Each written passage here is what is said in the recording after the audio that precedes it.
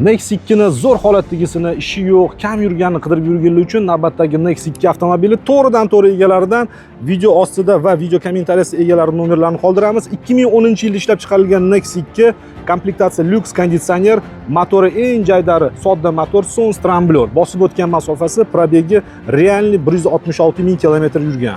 Mashina faqat benzinda yurgan, umuman gaz o'rnatilmagan, yechib taqilmagan. Motorning atsak holati prosta tomosha, o'zini changi bilan turibdi, moy-poyli oqib ketmagan, konditsioner ishlaydi, akkumulyator yaqinda arishgan ekan.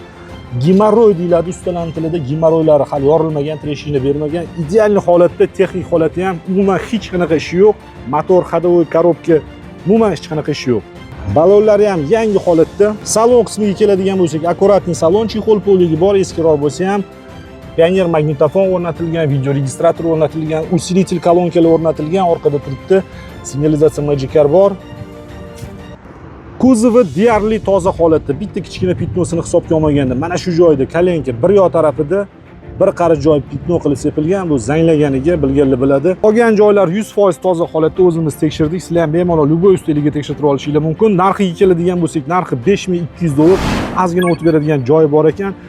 Primo egalari bilan bog'lanib, savdolashib, ko'rib, kelishib, baraka qilib olib ketaverasizlar. Manzil Toshkent shahar.